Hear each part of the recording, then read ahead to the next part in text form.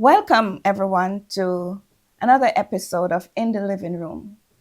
I am your host, Stephanie Lopez, and today my special guest is Anthony Liu. He has survived unforgettable and unimaginable accident as a young student going to work. But one of the things I wanted to realize is that he has so much strength, so much purpose. Why I want him to share with us today. Before we get into the conversation, I'm going to do a brief prayer as per usual.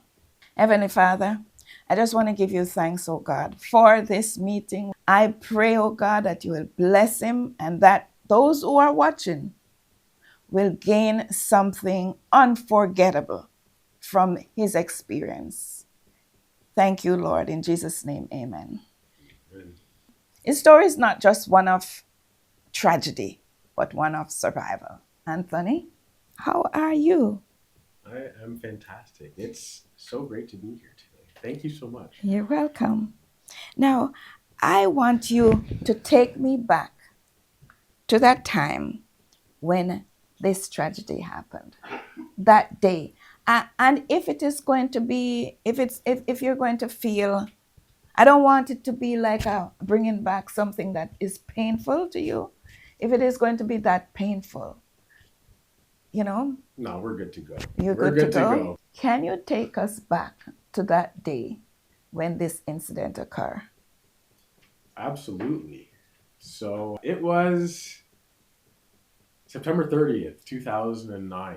Wow. It was the last day that I walked out of my house. It was a regular day. I got up, left the house, said bye to my mom, said bye to the dog, and went to work. I was working as an apprentice mechanic at Auto Boy Service Center in Pickering, Ontario. Mm-hmm. Went there. I knew I had my jobs to do for the morning, doing alignments on the far end of the shop. And I like to tell people all the time, if I was working at Ford or Chevy or something like that, I just would have been sweeping the floors. Mm-hmm. But at Auto Boys on a regular basis, I was ripping apart motors and I was loving life. I was doing what I absolutely love to do. And I was working with cars. And lunchtime rolled around, to make a long story short. And basically what had happened was somebody came over to me and asked to help them bring some scrap cars down the road to the scrapyard. I started walking over towards these cars and I got this gut instinct feeling, letting me know that something wasn't right. And I said to them, how are we getting these cars down the road? And they said, we're going to bump the cars down the road. And I was like, okay. I thought about it and I'm like, we're going to be fine. I was 21 years old at this time, thinking that I was invincible. I trusted my boss, didn't think anything would happen. And when I say bump the cars down the road, I mean use one car to push another car. So it wasn't safe. There was no procedure for what we were doing. And as I kept walking towards the car, that's when I got that second gut instinct feeling, letting me know that something really wasn't right. Yeah. And I said to them, how am I supposed to stop the car if you've drained all the engine fluid, the power steering, like the brake fluid? How do I stop the car? And they said there's enough brake fluid in the line that you'd be able to stop. And when I stepped on the brake pedal, it went all the way to the floor. And like to this day, it's one of the eeriest feelings I've ever felt in my life. So my coworker got pushed out into the road first. I got pushed out into the road second. And the choo-choo train started, like when the caboose starts and the cars are clanking back and forth together, until we had enough momentum to be going down the road at 60 kilometers an hour, two hands on the steering wheel, and the key in the on position so the steering wheel didn't lock up. We both went wide, got to the scrapyard driveway, and that's when my coworker's right front wheel fell off, and he slid into the curb. I was shaking my head like, this is crazy. And to make a long story short, as I was exiting the weighing scale, I was getting pushed off by a Bobcat operator and just looking to park the car and get out, go back to work. Out of the corner of my right eye, the crane operator with the massive magnet and the claws attached to it came swinging around, dropped it on the car, crushed me inside. Then he proceeded to pick me up with the claws to about 15 feet in the air. And that's when the Bobcat operator jumped out and panicked, or said, there's someone still inside the car. And the crane operator panicked and dropped me. Opened the claws and dropped me from 15 feet. I came crashing back down to the ground. 15 feet. Yeah. right? So these are old cars, undrivable cars that were in one scrapyard. So they got dropped off at my shop, was the morning of or the day before. To one of the customers said, we just have these scrap cars and we want to get rid of them. Yeah. So my boss took the cars from the customers and said, I'll get rid of them for you, essentially. Yeah. So typically what should have been done is they like get towed to the scrapyard or on a flatbed or a tow truck or something like that. But my boss was super cheap, always cutting corners, and so he just wanted to push them down the road so he didn't lose any money. And in my head, when the accident happened, I was thinking that you were working solely in the scrap place. Yeah. So give us an idea. That's what a lot of people think. And they don't realize, again, because of the way that it happened, there was no procedure for what we were doing. Yes. The car should have just went on a tow truck. But I was working at a regular mechanic shop.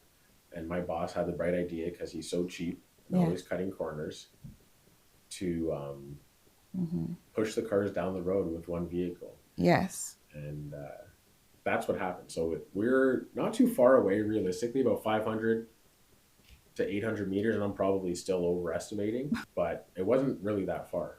But this was a busy road, wasn't it? Or is it a back road? It's a back road, but a busy back road. Like there's regularly 18-wheelers and recycling trucks and stuff, like, because we're right on the water there, the treatment plants, the recycling facility.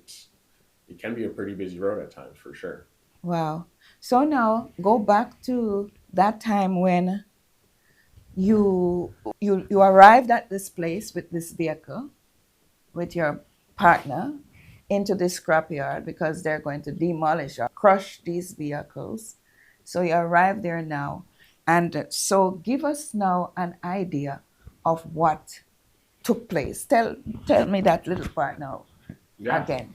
So as we got to the entrance of the scrapyard, my coworker's front right wheel fell off his car and he slid into the curb. Ooh. But yeah, it was just, again, my boss was so cheap. He only secured the wheels on the front button, all of them. I coasted around him. My boss tried to push me up onto the scale where they get the weight of the vehicle. Yeah. That didn't work, so he ran into the scrapyard and grabbed a bobcat operator. He came out, pushed me up onto the weigh-in scale, and I just kind of came to a stop and coasted to a stop there because the brakes weren't working. They got the weight of the vehicle, and then the green light came on, signaling that it was time for me to exit the scale. The bobcat operator came back up onto the scale, pushed me off, and I'm steering the car, looking to the left to just park the car, jump out, and go back to work. Yes. And that's when I saw out of the corner of my right eye the crane operator swing around with a massive magnet on the crane. So the crane operator was not involved in all of this. He was just doing his job. It didn't. The bobcat operator knew what was happening. Exactly. He knew you were in the vehicle, and so he was your partner. But now this anxious crane operator, not knowing that the vehicles are not quite ready, saw it, and now he comes and just clamped down with these big teeth, lifted the car up, and what happened there now? The bobcat operator, he's like, there's someone still inside. And the guy panicked, opened the claws, and dropped me from 15 feet. Yeah. And that was just a moment unforgettable. Yeah. I wanted to also go back again and tell me the emotions you were having before, because you were saying that you knew you didn't feel like it's something that you wanted to do from the beginning. Yeah, no, it was, from the get-go, the day was one of those amazing days. Just like, I was so happy to be alive despite where I had ended up in life. Yes. I was really happy. It was an amazing day. It didn't feel like work at all. But leading up, as soon as I got asked to help them, and I was walking over towards that car, it was that gut instinct feeling. Yeah. We've all had it. Yes. We've all had it. So I just ignored it. because I was 21, and that's just what I did at that point in time. And that's what we all do. We're young and invincible. These things happen. We always get that little gut feeling that tells us something is not right. And if we only follow that little gut feeling. Now, Anthony, the thing that is devastating to me, because I remember being a friend, you are a schoolmate of my youngest son. I see Anthony all the time. When this incident took place, Anthony, my gut died. I died too, because it's something that I just imagine as a mother and knowing you for so long, an athlete and all that. I just went ballistic. Tell me what happened to you when that accident happened. What happened to you that moment? The very moment that you realized that he picked you up and dropped you. Tell me what happened. So when he dropped me, I actually woke back up. The initial impact knocked me out, and then I said, thank God, because I knew exactly what had happened. Yes. And I could feel pain immediately. Yes. And when I looked to the right of me, I could only see the roof of the car. I couldn't see the passenger seat. The roof had been crushed down to the point I couldn't see the passenger seat. My hands were still on the steering wheel, and I was just kind of like, thank God. And so that was like the immediate emotion, just being like grateful that I was alive. And then after that, it was, I guess, just a rush of emotions, because I was trying to stay awake. I was like really woozy from getting knocked out and figuring out like what's going on, just like taking a body check at that point. I could feel the pain in my arms and my torso, but when I went to move my legs, nothing happened. So when I slapped my right leg, it fell over my left leg, and I was like, your legs are broken. And I was like, no, you feel some pain. And then I was like, I don't know what's going on. Just stay awake. And beyond that, I didn't even start thinking about walking or anything like that, or because I didn't know. Like, I just thought that I was hurt. So none of those real emotions about fear of not walking again or anything like that happened until I probably got to the hospital, and I was lying there. The doctor walked in. By this time, my mom and my sister were there, and I was still strapped down to the neck brace and the backboard. And he said, your son's never going to walk again. And I went into shock. Like, I started projectile puking straight up into the air, and my mom's like, Jesus, Jesus, Jesus. And my sister started yelling at the doctor, and I just went, everything went back for me. Like, it was... like you got unconscious now. Yeah. That was like... That was like, you're feeling like death now. Huh? Yeah, when he said it, because like... You heard him say it? Yeah. Oh my. I wonder if he realized that you were still conscious and hearing. Because sometimes some of these pronouncements, you know? Their bedside manner is atrocious. Oh, they will. They're like... I don't want to have to ask you here what hospital that was, but no, you know what? It's one of the things that they can't. Yeah. They have to detach themselves from the patients, I guess. Yes. Go on and do their job, and it is what it is. Oh my God. So how long did you have to remain in the hospital? So initially, I was at Sunnybrook Health Sciences Center, so Toronto's #1 trauma center. Yes. I was in the ICU for 7 days. Don't remember anything of that really. So you were unconscious all this time? For them, not unconscious, but just so heavily doped up that they were just trying to stabilize me. Yes. They were just trying to stabilize me. Like morphine, I remember the morphine button. Like every 5 minutes I could hit the button for morphine. And then just visitors, people just coming in, like, but not too many at that point, because again, still being stabilized. Yeah. So ICU 1 week, and then another month on their trauma ward, and then I went to rehab for 3 months. I was at Toronto Lyndhurst, Lyndhurst Rehabilitation Center. Okay. So now, tell me, this part is a part that is emotionally affected me in a more than one ways too. because I know that you were an athlete and one of the best athletes, you know, in my eyes. Thank you. Better than your son? You are both good athletes. Both good athletes. And how what were the thoughts on your mind in the hospital when you reflect on your athletic abilities?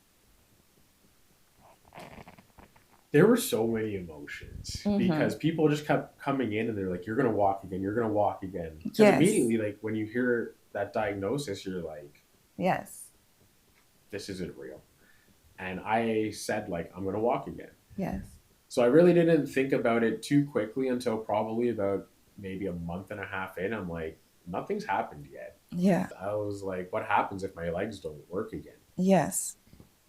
And it was very, like at that point in time, I was still super optimistic that I was going to walk. Yes. So I didn't really think about it too much at that point in time, but it was in the years following, I think is when like it really started to hit home. Yes. Like when like Steven started running and doing marathons and stuff like that, or other things that came out and I was like, oh, I want to try that. But because of my disability, there was no way that I'm going to be participating in that activity. And I think that's when things really started to hit home.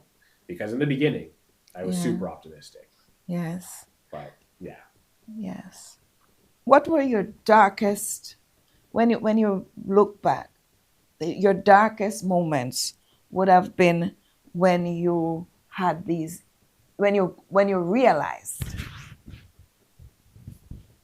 and I don't want you to cry. Tell me if you're gonna cry. I won't cry. You I won't won't cry. cry. Darkest moments. Yes. There's been some really dark moments. Thankfully, I never got to the point of like suicidal thoughts.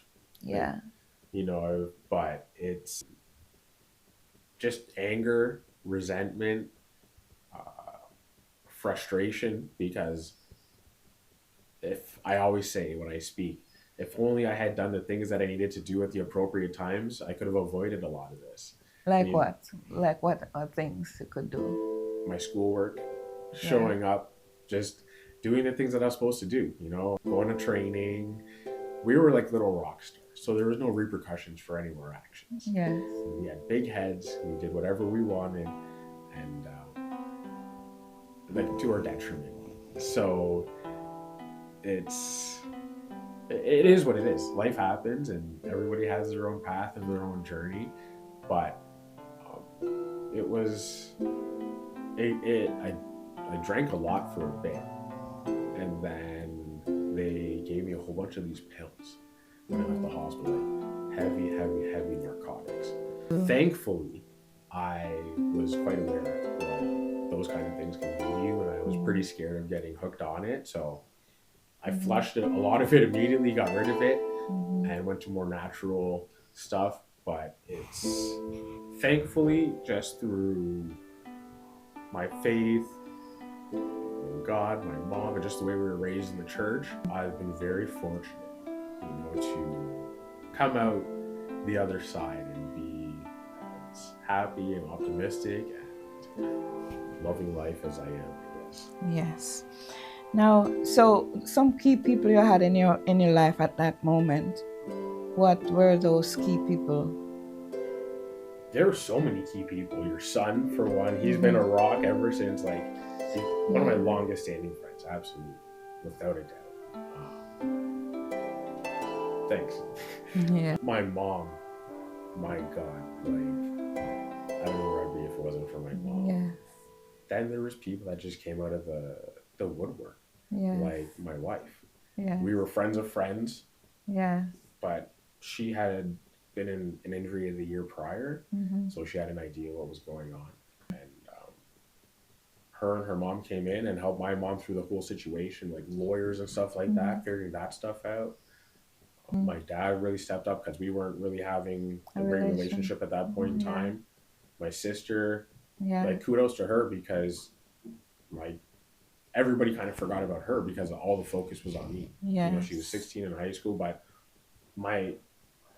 there's so many people. Yeah. One of my aunts left her family for 3 weeks and came and stayed at the hospital because she was a Wow. nurse to make sure that I was getting the proper care. So Yes. there was like, yeah, yeah. There were I'm people. so blessed. You I'm are so blessed. so blessed. And I know that your wife is one of your school friends, you know.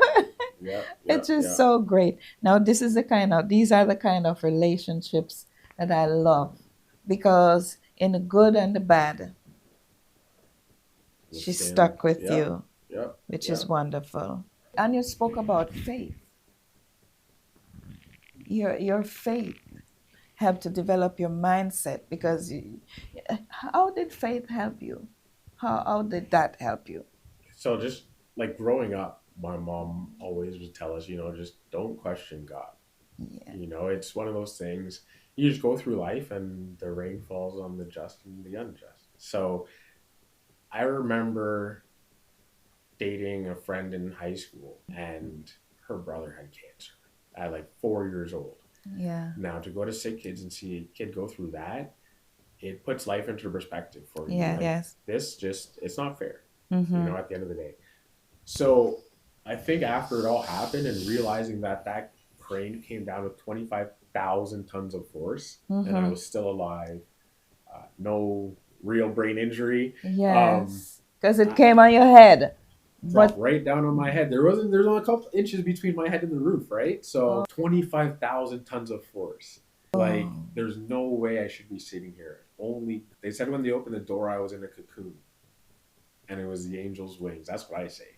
Like, right around me, because when you see what that machine can do, because I've been back to the scrapyard, it is phenomenal. And the testimony was, you're going to pick the car up, flip it on its roof, rip the tires off, and then throw it into the crusher where it compacts you to that little square ball or square. So, and I have seen those cars. Yeah. Totally crushed, totally demolished. Yeah. Those cars are like worse than sardines. Yeah. And God spared your life. So that's like when there's no question for me. Like, people are like, oh, does God exist? I'm like, are you dumb? Like, sorry, but like, really and truly, it's not even a question for me. Like, it's a testimony. Oh, this is a living testimony. Oh yeah. That you can give, because you could have died. He could have died. Yep. And he did not. Yep. When you think about the things people die from and what I lived through, it's only God. Yes. Only God. Only God. Only God. Now, was there a turning point in your life, mentally and spiritually, when you stopped seeing yourself as a victim? Or you said that's a great question. I mean, that is literally the answer you gave before, anyways. Yeah, that's a great question. When you I don't know if I really saw. I guess I saw myself as a victim in the beginning. Like, this happened to me, and then I think the turning point was. It was pretty soon. Yes. Because I could see that the way that I took the situation is how everybody else took the situation. So if I was all sad and depressed, everybody around me was all sad and depressed, and they would tiptoe around me. But if I was happy and getting back to life, everyone's like, oh, this is amazing. Let's support him in any way that we can, kind of thing. So I think the turning point for me was when, really and truly, I got a call from a wheelchair basketball coach in Burlington. Yes. And he's like, I saw your paper in the Toronto, or your story in the Toronto Star. I want you to come play for my team. I have a basketball chair for you. And I'm like, this is amazing. I'm getting recruited. This is just like able-bodied stuff. Great. So, this is great. Yeah. I knew about the Paralympics. And so there was starting to become a light at the end of the tunnel. I'm like, even if I don't walk again, there's still amazing things that I can do. And there is a light at the end of the tunnel. So. Yes. I like that. That is so. How has life changed? Life has changed now, and I want you to now speak about all the exciting things that you are now involved in. This is Wow. so important to so other people know that there is life after an incident. And it's not that you have lived any life before. You're young at 21 and this has happened. And you had so much of a prospect, so many things going for him before. And he could have said, "Why me?" You ever say that? Why not me? You could only be a child of God to say, "Why not me?" Because a lot of people would be cursing, "Why me? Why me? Why couldn't be somebody else?" But you said, "Why not me?" And you view, and this is incredible, the way how you view it. So what I want to talk about now is how has life changed? It's a number of years now. Yeah, we're 15 and a half years in now. Yes. Oh my Lord. So I want to know all the exciting things that you're doing. I like to say that I'm at, I don't know where all your viewers are at, but here in Ontario, we get our G1 for our driver's license at Yeah. like 15 or 16. Yeah. And I feel like I'm just getting my G1 to get on the road and start driving. Oh, you feel that way? I'm so excited for what's about to come in life. There's so many things that I have on the go right now. And I Yes. guess I'll start with what I did immediately after. Yes. So I mentioned the wheelchair basketball. Yes. I did that for a couple years. It didn't last long. I was never really a basketball player. Your son was definitely a way better basketball player than I was. And so I went to cycling. I've always wanted to be a competitive cyclist. I love speed. And Yeah. so it was called a hand cycle. I rode with my arms just like this. Yeah. One wheel in the front, two So wheels in the that's where back. the muscles coming from.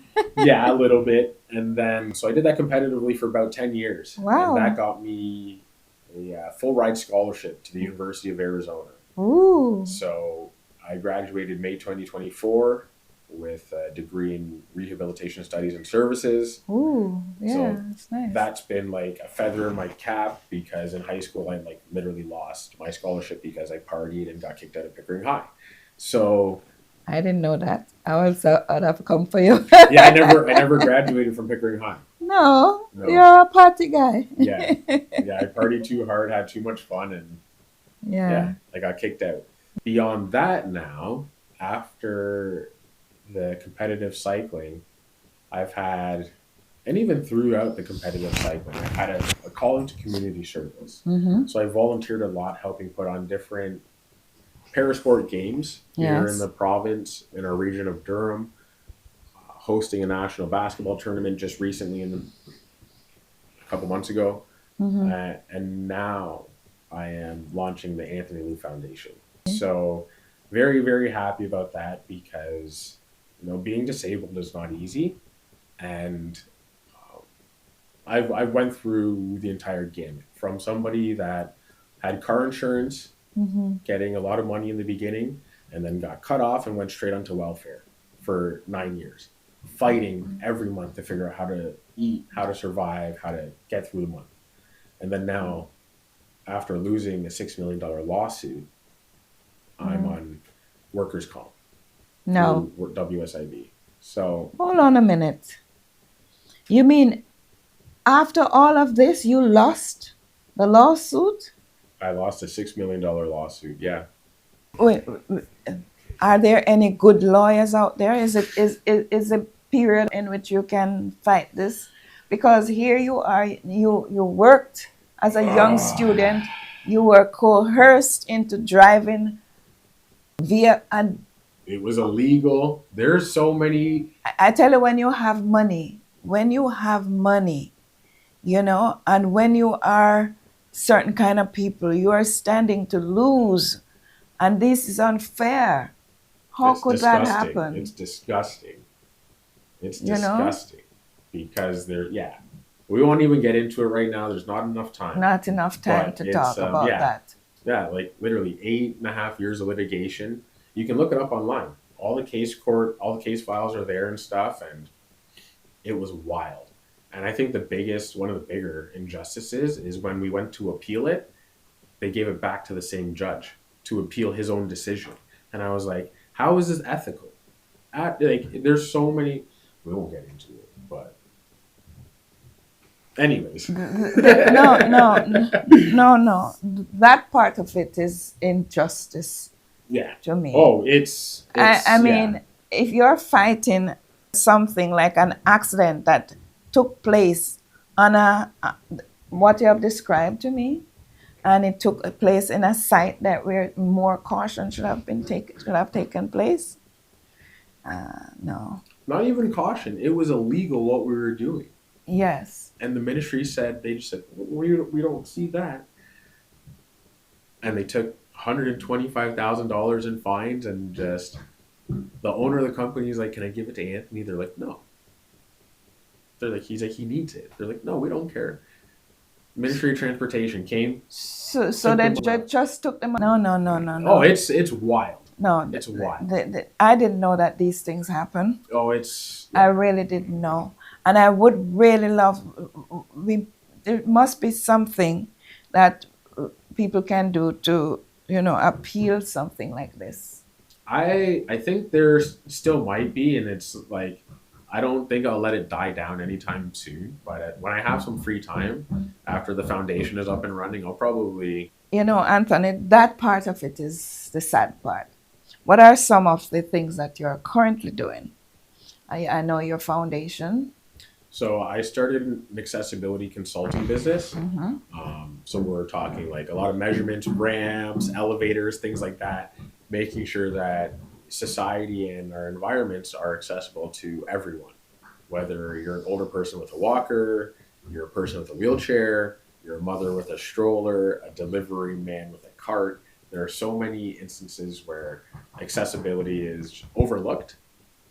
But so that's what I do, and trying to grow that business, raise awareness around disability and accessibility. Yeah. I do a lot of motivational speaking. So businesses, corporations, high schools, elementary schools. What else do I do? I'm a model. I model for, yeah. I'm excited to hear about this foundation that you have. So I'm doing a lot. The Yes. foundation is geared towards individuals with disabilities Yes. to help them get out and lead an active, healthy lifestyle through rec, tech, and mobility devices. Yes. So that the reason for the foundation is personal. I went through a lot of difficulties just trying to find my way in the wheelchair. Everything's expensive, and like way too expensive. And I realized the barriers to entry for a lot of, whether it's recreational activities or technology stuff, if you need a good computer or gaming and stuff like that, adaptive devices just simply aren't available. So Yeah. I want to help bridge the gap to help people get what they need to make them happy, essentially. Yeah. And beyond that, motivational speaking. Motivational speaking is very good, because even like this that you talk about, young people in schools, we need to be able to talk to them about choices in finding jobs and all that. 100%. Because look at what happened to you just because you chose the wrong, well, I don't know if it's a wrong job, but you're in a job that there is insecurity. You take a job like this and an accident like this has happened to you, and they have no insurance to compensate you. Yeah, no, there's so many things you don't think about. And like I said to you earlier, if Yeah. only I had done the things that I needed to do at the appropriate times, it probably never would have happened. As young kids coming up together, because you're just like my son. Yeah. I know. You're And you like were Jordan and at Pippen. at 21. At 21, it's just the perfect age. Yeah.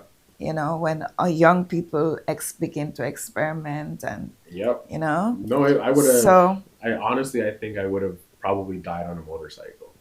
yeah, riding those speed bike. God forbid. God forbid. Right. Now, so I know. So you're modeling. Yep. You are at this foundation. What's the name of the foundation?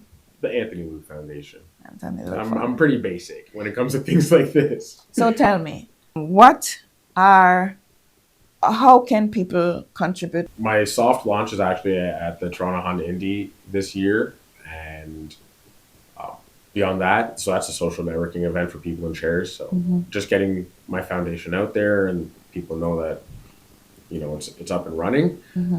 Beyond that, you can visit the website theanthonyloufoundation.com or my own personal website anthonylou.com and find out more information about me. All my socials are theanthonylou.com or at the Anthony Lou.